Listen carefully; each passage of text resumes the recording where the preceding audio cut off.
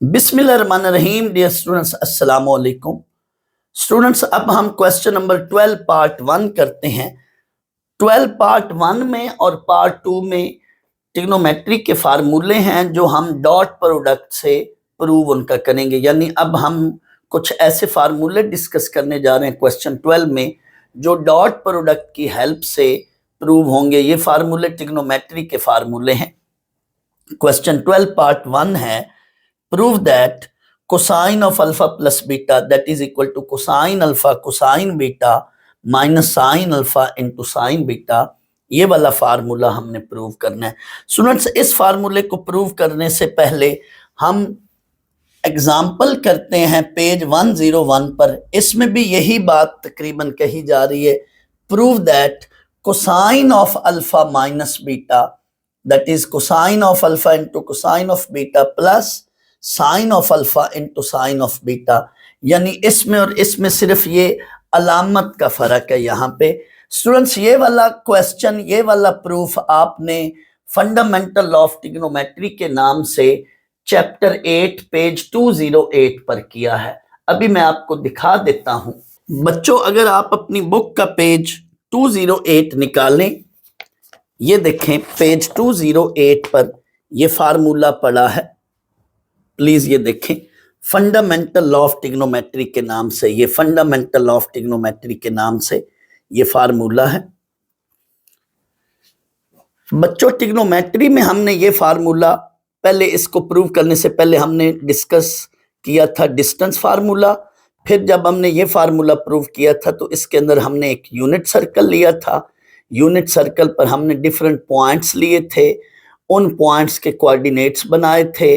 फिर हमने side angle side theorem की मदद से कुछ रिजल्ट्स बनाए थे और फिर उन रिजल्ट्स के अंदर हमने ये सारा फार्मूला प्रूव किया था। मेरा बच्चों वो लेक्चर आप देख सकते हैं फंडामेंटल ऑफ ट्रिग्नोमेट्री के प्रूफ का। वहाँ से आप देखेंगे, आप वो देखेंगे तो आपको उसकी 100% इंशाल्लाह समझ आ जाएगी। लेकिन अब हम यही प्रूफ वेक्टर मेथड के अंदर, वेक्टर एनालिसिस के अंदर, वेक्टर मेथड के साथ हम डिस्कस करेंगे। तो आज स्टूडेंट्स, अब हम इस प्रूफ को करते हैं।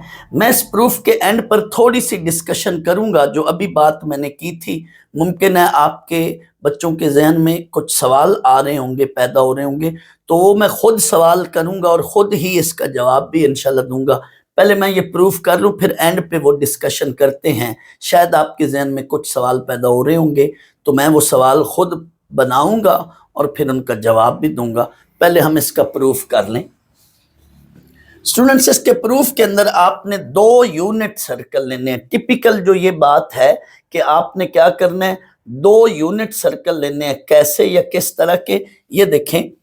Suppose OA and OB are 2 unit vector. Unit vector क्या होते हैं? ऐसा वेक्टर यूनिट वेक्टर होता है जिसकी मैग्नीट्यूड 1 हो। यूनिट यूनिटी से निकला, यूनिट 1 को कहते हैं। तो ऐसे वेक्टर यूनिट वेक्टर कहलाते हैं जिनकी मैग्नीट्यूड क्या हो, 1 हो। तो इसमें टिपिकली आपने ये बात जरूर कहनी है कि suppose OA and OB are 2 unit vector.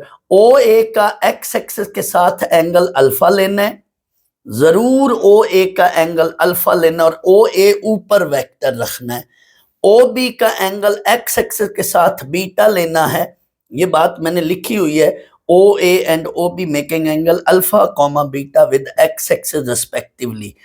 OB जो है वो OA से नीचे रखना है वेक्टर, OA वेक्टर ऊपर रखना है, एंगल अल्फा OA का लेना है और OB वेक्टर नीचे रखना है OA से और OB का एंगल बीटा लेना है। वजह क्या है स्टूडेंट्स? यहां फार्मूले में देखें तो अल्फा माइनस बीटा है। इट मीन अल्फा जो है वो बीटा से बड़ा होना चाहिए। अल्फा माइनस बीटा, क्योंकि अल्फा में से बीटा सब्ट्रैक्ट हो रहा है तो अल्फा को बीटा से बड़ा होना चाहिए। अल्फा तभी बीटा से बड़ा हो सकता है अगर OA वेक्टर ऊपर रखें, क्योंकि OA का एंगल अल्फा है। OA वेक्टर ऊपर रखें, OB वेक्टर उससे थोड़ा सा नीचे रख लें तो OB का एंगल बीटा होगा। तो जाहिर है फिर अल्फा जो है वो बीटा से बड़ा हो जाएगा। तो इसमें मेन यही सपोजिशन है कि O A and O B are two unit vector making angle alpha and beta with X axis respectively. ये मेन बच्चों हमारी सपोजिशन है। और थ्योरम में मैं बार बार कह रहा हूं, कोई भी थ्योरम या रिजल्ट जब हमें प्रूव करना है तो उसमें कुछ सर्टन सपोजिशन या अजम्पशन लेकर चलनी है और अपने टारगेट को सामने देखते हुए हमने उसके अंदर फिर कुछ कैलकुलेशन करनी है। तो यहाँ पे अब ये रिजल्ट या ये कंक्लूजन है, ये मैं इधर बीच में लिखना था, यहाँ पे मुझे भूल गया तो मैंने ये साइड पर लिख दी है बात, लेकिन ये बात आपने फिर यहाँ फौरन इस स्टेटमेंट के साथ यहाँ पे लिखनी है, एज शोन इन फिगर के फौरन साथ यहाँ पे लिखनी है। Angle between vector O B and O A यानी B O A angle, B O A angle ये वाला फिर क्या होगा, ये कितना होगा, ये बच्चों अल्फा माइनस बीटा होगा। कैसे? ये जो रेड इंक वाला एंगल है, स्टूडेंट्स गौर करें, ये सारा एंगल अल्फा है ओ ए का एक्स एक्सिस के साथ, और ओ बी का एंगल ये बीटा है, फुल ये अल्फा इतना बीटा। ये देखें सारा एंगल अल्फा, उससे नीचे आए तो ये इतना एंगल बीटा है ये वाला, तो फिर ये बाकी पीछे एंगल क्या बच्चा, अल्फा में से इतना माइनस कर दें बीटा तो बाकी ये एंगल है। इट मीन ये वाला जो एंगल है ये क्या होगा, अल्फा माइनस बीटा। आपको मैं अलग से भी समझा देता हूं बच्चों, ये एंगल बीटा है और ये वाला सारा एंगल अल्फा है, ये सारा अल्फा इतना बीटा, तो बाकी पीछे ये क्या बचा, अल्फा माइनस बीटा, ये बाकी एंगल है। तो ये एंगल अल्फा माइनस बीटा। तो ये हमने सपोजिशन से ये रिजल्ट आगे कंक्लूजन बनाया। ये बात लिखनी बहुत जरूरी है। और सुन लो बच्चों, ये वही एंगल होना चाहिए जो यहां प्रूफ में है, यानी angle between O B vector and O A vector, that should be this angle. ये वही एंगल होना चाहिए जो यहां प्रूफ में है। इसकी वजह क्या है, वेट करें, मैं थोड़ी देर बाद इसकी वजह भी बताता हूं। तो अब बच्चों हमने ओ ए एंड ओ बी अपनी इस सपोजिशन के साथ ये दो वेक्टर बना लिए, unit vector. O A vector क्या होगा, cosine alpha I plus sine alpha j, and O B vector क्या होगा, कोसाइन बीटा आई plus sine beta j. Students ये दो वेक्टर कैसे बने हैं, किस तरह से बने हैं, जरा सोचे जी। ये दो वेक्टर, अगर हम वेक्टर को उसके कंपोनेंट में रिजॉल्व करते हैं, याद करें फिजिक्स में आपने पढ़ा हुआ है, अगर किसी वेक्टर को उसके कंपोनेंट में रिजॉल्व करें तो ये वेक्टर बनेगा ओ ए एंड ओ बी। वैसे भी याद रख लें, जो वेक्टर का एक्स एक्सिस के साथ एंगल है, उस एंगल के साथ एक्स कंपोनेंट में कॉस अल्फा लिख लें प्लस साथ आई, एंड वाई कंपोनेंट के साथ जो है साइन अल्फा लिख लें साथ जे। ये मैं बात थोड़ी देर बाद इधर अलग से समझा भी दूंगा, आप वेट कर लें, मैं एंड पे समझा दूंगा। बट ये वाला जो हिस्सा है पार्ट, ये क्वेश्चन का हिस्सा नहीं होगा, ये वैसे एक्स्ट्रा इंफॉर्मेशन है। डायरेक्ट आपने बुक में भी डायरेक्ट लिखा हुआ है, आपने भी डायरेक्ट लिख देना है ओ ए के साथ कोसाइन अल्फा आई प्लस साइन अल्फा जे। अब ओ बी का एक्स एक्सिस के साथ एंगल बीटा है, तो ओ बी के अंदर पहले आपने कॉस लिखना है फिर साइन लिखना है, क्योंकि ये एक्स कंपोनेंट यानी हॉरिजॉन्टल कंपोनेंट में कॉस आता है और वर्टिकल कंपोनेंट में साइन आता है। तो कोसाइन बीटा आई प्लस साइन बीटा जे, ये दो वेक्टर हमने अपनी सपोजिशन से बनाए हैं। ओ ए का एंगल अल्फा, दैट्स वाई यहाँ कॉस अल्फा आई plus sine alpha J. O B का एंगल बीटा, दैट्स वाई यहाँ पे कॉस बीटा आई प्लस साइन बीटा जे। यानी जो वेक्टर का एंगल है एक्स एक्सिस के साथ वो इधर लिखना है, साइन और कॉस के अंदर वो एंगल लिखना है, साइन एंड कॉस के अंदर वो एंगल लिखना है। अब बच्चों बस प्रूफ हो गया। अब इन्हीं दो वेक्टर का लेना है डॉट प्रोडक्ट। मैंने ये क्वेश्चन मार्क डाला है, आपके जहन में ये सवाल पैदा हो सकता है कि सर यहाँ डॉट प्रोडक्ट ही क्यों लिया जा रहा है। स्टूडेंट्स कोसाइन का प्रूफ है दरअसल, और जब भी दो वेक्टर का डॉट प्रोडक्ट सॉल्व करते हैं तो उसमें कॉस आता है। दैट्स वाई इन दो वेक्टर का हमने क्या लेना है, डॉट प्रोडक्ट। तो ये मैंने क्वेश्चन मार्क इसीलिए लिखा था कि मैंने ये आपको यहाँ पे ये बात समझानी है कि यहाँ पे डॉट प्रोडक्ट क्यों लिया जा रहा है। तो बस बेटा हो गया प्रूफ। लेफ्ट साइड का लेफ्ट के साथ डॉट प्रोडक्ट, राइट साइड का राइट के साथ डॉट प्रोडक्ट, यही बात लिखी है taking dot product of equation 1 common. तो लेफ्ट साइड का लेफ्ट के साथ, राइट साइड का राइट के साथ। पहले मैं राइट साइड पर डिस्कशन कर लूं। जब भी दो वेक्टर का डॉट प्रोडक्ट लेना हो और वो वेक्टर आई जे फॉर्म में हो या आई जे के फॉर्म में हो, तो क्या करते हैं, आयत कंपोनेंट आयत से मल्टीप्लाई कर लेते हैं प्लस जेथ कंपोनेंट जेथ से मल्टीप्लाई कर लेते हैं। ये देखो cosine alpha cosine beta plus sine alpha sine beta. Right side तो ये बन गई। लेफ्ट साइड पे बच्चों क्या है, डॉट प्रोडक्ट का फार्मूला।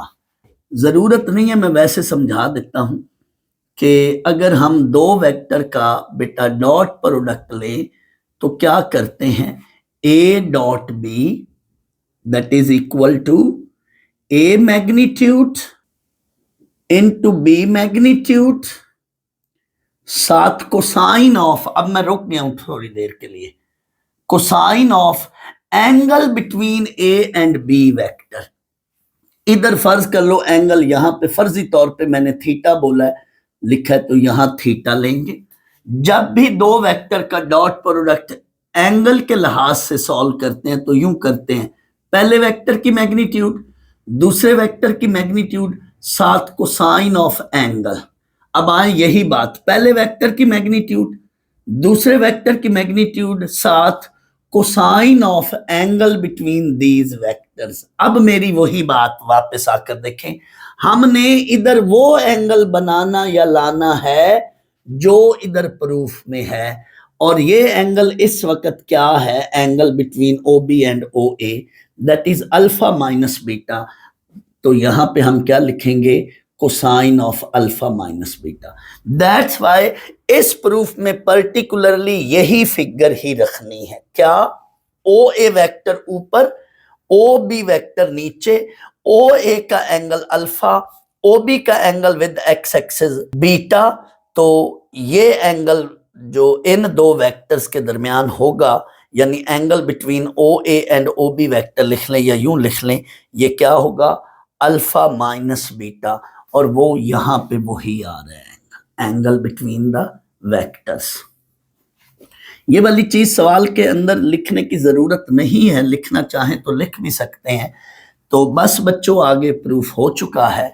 हमें ओ ए की मैग्नीट्यूड वो 1 लिखनी है, क्योंकि हम ऑलरेडी कह चुके हैं कि O A and O B क्या है, these are two unit vector. और वैसे भी यहां से आप देख सकते हो, अगर आप इसकी मैग्नीट्यूड निकालो तो ये 1 नहीं बन रही है।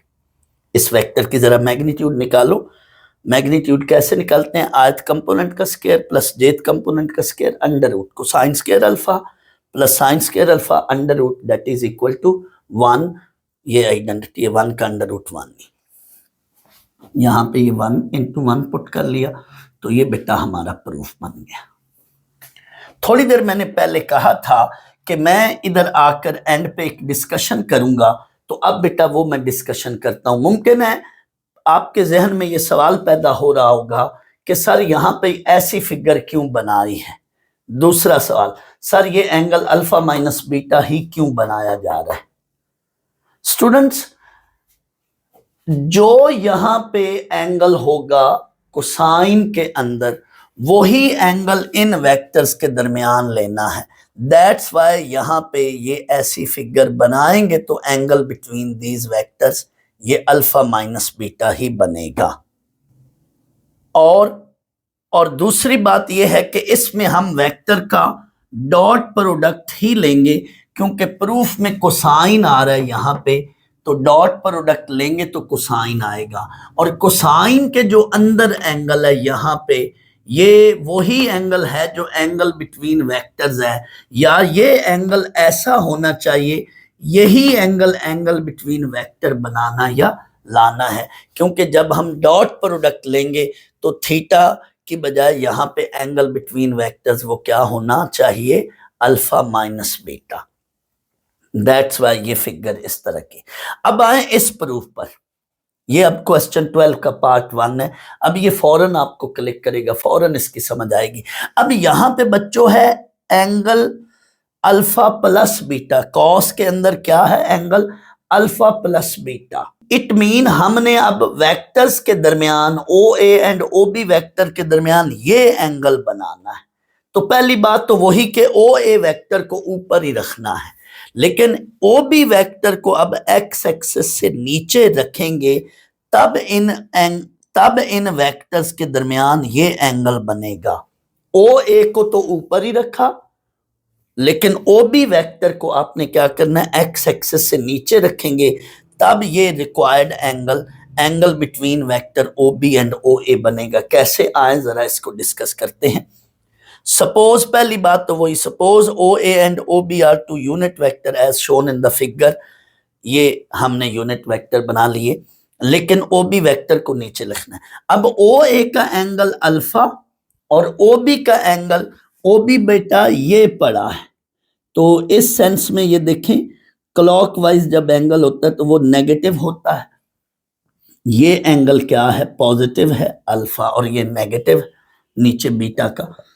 ये अल्फा और नीचे ओ बी का एंगल जो है वो माइनस बीटा है।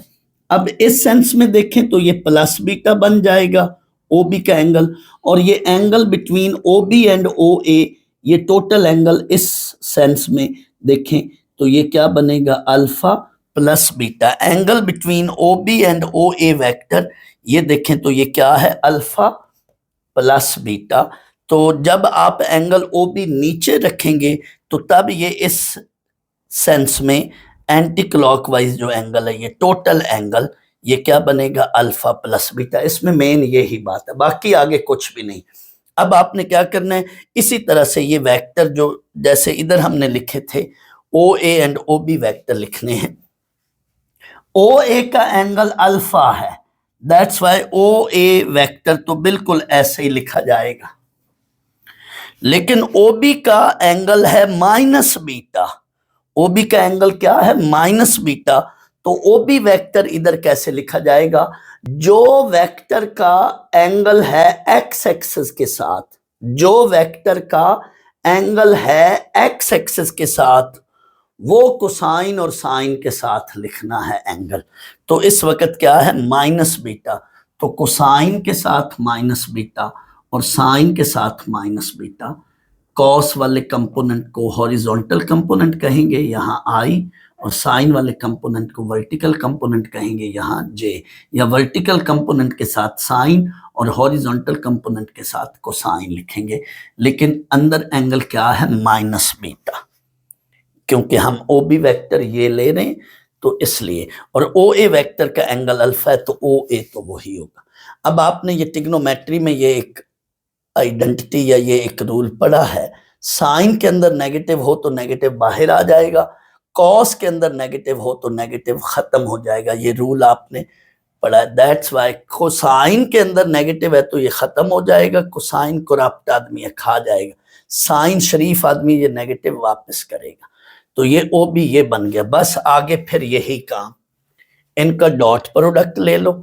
डॉट प्रोडक्ट कैसे लेंगे? इसी तरह से जैसे ये लिया था, राइट साइड ये बन गई, बट लेफ्ट साइड पे डॉट प्रोडक्ट का फार्मूला, पहले वेक्टर की मैग्नीट्यूड, दूसरे वेक्टर की मैग्नीट्यूड, साथ cosine of angle between these two vectors. अब इनके दरमियान जो एंगल है, angle between O B and O A, तो इनके दरमियान जो एंगल है ये अल्फा प्लस बीटा है, जबकि इधर जो एंगल था क्या है? अल्फा माइनस बीटा था। बस ये बच्चों प्रूफ हो गया, कोसाइन के अंदर एंगल अल्फा प्लस बीटा लेने। तो अगर बच्चों ये वाला प्रूफ आ जाए तो आपने ये वाली फिगर पर्टिकुलरली याद रखनी है, क्योंकि इधर जो है एंगल बिटवीन वेक्टर ये बनाना है, और अगर ये वाला प्रूफ आ जाए तो फिर आपने ये वाली फिगर बनानी है। तो ये बच्चों मेन इसका कॉन्सेप्ट है। एक बच्चों मैं और भी बात यहाँ पे शेयर करता जाऊं, बड़ी ये अहम डिस्कशन है जो मैं अब बात करने लगा हूं।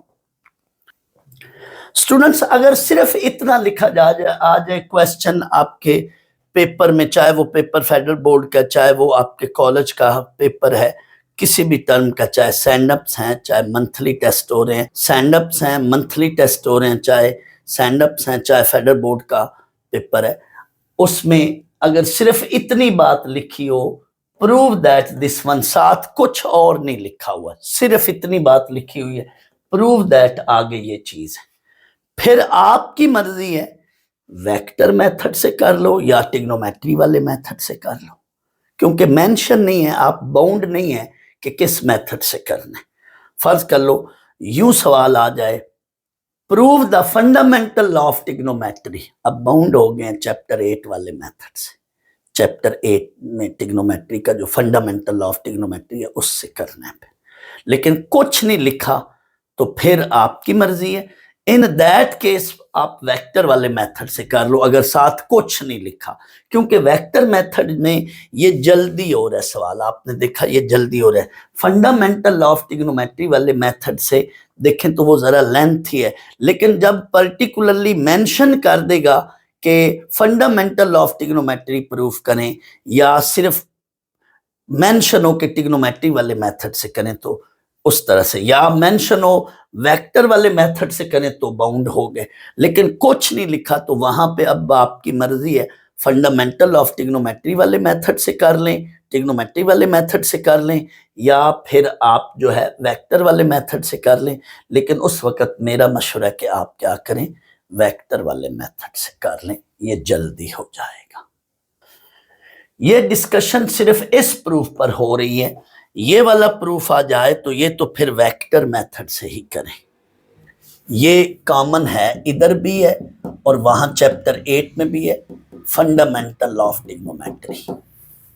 बच्चों अगर आपको ये यूनिट वेक्टर जो हैं O A and O B देखने हो कि ये बने कैसे हैं या आए कैसे हैं, एक तो मैंने बताया था कि वेक्टर को अगर उसके कंपोनेंट में रिजॉल्व करें तो ये चीज़ बनेगी, दूसरा मैंने अभी थोड़ी देर पहले बताया था कि ये भी एक तरीका है।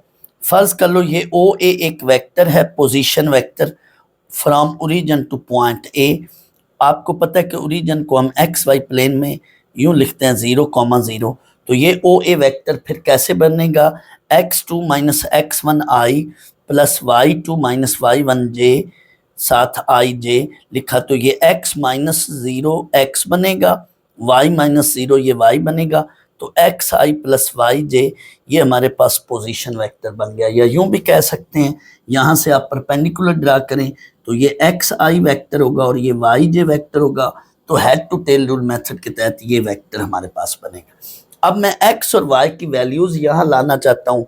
हमने बोला कि ये ओ ए यूनिट वेक्टर है, इट मीन इसकी मैग्नीट्यूड क्या होगी 1। बच्चों यहाँ से परपेंडिकुलर ड्रा करें, ओ ए का एंगल हमने बोला था कि ये अल्फा है एक्स एक्सिस के साथ, तो ये एंगल अल्फा है। अब फर्ज कर लो इस परपेंडिकुलर को आप ए पी परपेंडिकुलर कहेंगे, तो हमारे पास ये ट्राइंगल बन गई ओ ए पी।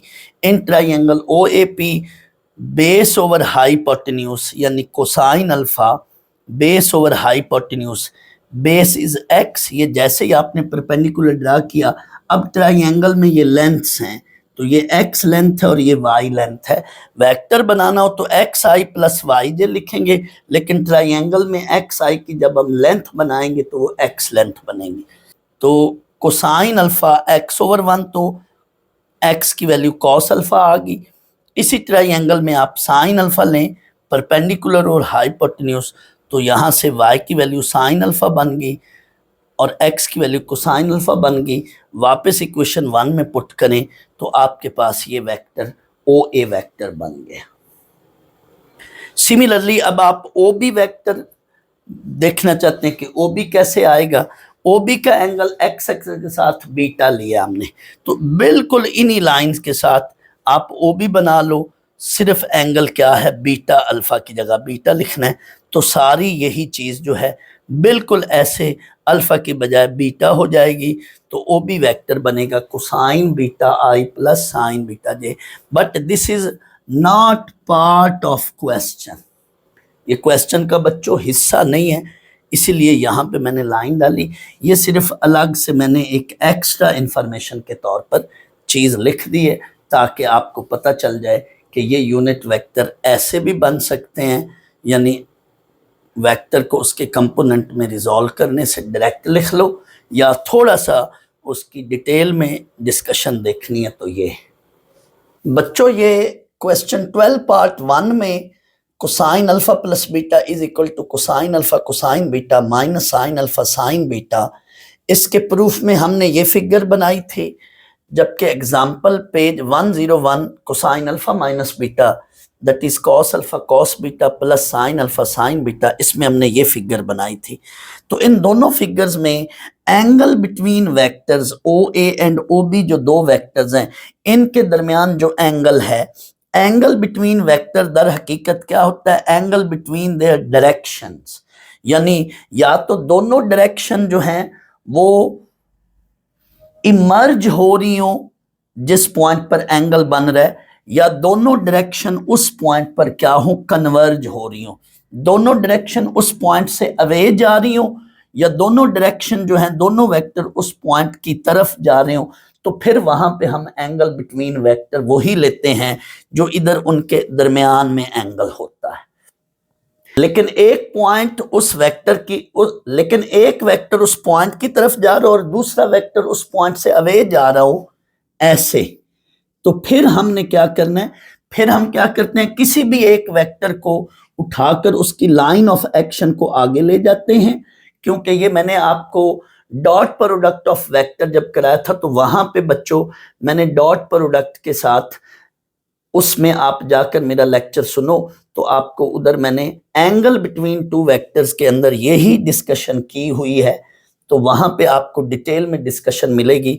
तो वहां पे हमने क्या कहा था, इधर भी मैं वही बात कहने लगा हूं, किसी भी वेक्टर को हम उसकी डायरेक्शन को चेंज किए बगैर हम उसकी लाइन ऑफ एक्शन को आगे एक्सटेंड कर लें, यानी पोजीशन को बेशक चेंज कर दें, एक वेक्टर को उठा के थोड़ा सा आगे ले जाएं, शिफ्ट कर दें, पोजीशन को चेंज कर लें, लेकिन डायरेक्शन को चेंज ना करें, तो अब हमने इस पॉइंट पर जो एंगल लेना है वो एंगल बिटवीन वेक्टर होगा। ये वाली बात जो है ये क्वेश्चन 12 के पार्ट 2 में मैंने डिटेल में बतानी है, बट इधर तो दोनों वेक्टर्स की जो डायरेक्शंस हैं इस पॉइंट से अवे जा रही हैं, चाहे ये ले लो, यहाँ पे भी हमने एंगल बनाया तो दोनों डायरेक्शन अवे जा रही हैं इस पॉइंट पर, तो ये एंगल अल्फा माइनस बीटा इन वेक्टर्स के दरमियान है, और यहाँ पे भी इस पॉइंट पर दोनों वेक्टर्स की डायरेक्शन इमर्ज हो रही हैं, अवे जा रही हैं उस पॉइंट से, तो यहाँ पे भी यही एंगल होगा जो एंगल बिटवीन वेक्टर है, ये अल्फा प्लस बीटा। इसलिए इस पर मैंने डिस्कशन या बहस नहीं की ये वाली, और ना ही जरूरत है, लेकिन मैं बता रहा हूं कि ये वाली डिस्कशन मैंने इसी क्वेश्चन 12 के पार्ट 2 में करनी है, वहां पे इनफैक्ट ये वाला सीन बनेगा, तो ये आप अगले मेरे लेक्चर में सुन लेना, उस पे मैंने इसमें डिटेल में डिस्कशन की है। बट इधर ये डिस्कशन ये इसकी ज़रूरत नहीं है, बट मैं आपको एक कंसेप्ट दे रहा हूँ, आपको ये रियलाइज़ करा रहा हूँ, मे भी किसी बच्चे के जहन में ये सवाल आए कि सर इसमें आपने डिस्कशन नहीं की, जबकि अगले क्वेश्चन में आपने इसी के पार्ट 2 में आपने कर दी है, तो यहाँ क्यों नहीं की। इधर मैंने फ़र्क बता रहा हूँ कि इधर ज़रूरत नहीं है, क्योंकि यहाँ पे दोनों डायरेक्शन जो हैं, जिस पॉइंट पर हम एंगल बना रहे हैं वहाँ पे दोनों वेक्टर्स की जो डायरेक्शंस हैं उस पॉइंट से इमर्ज हो रही हैं। इमर्ज जब हो रही हो तो हम वो एंगल जो उन वेक्टर्स के दरमियान एंगल होता है वो ही ले लेते हैं।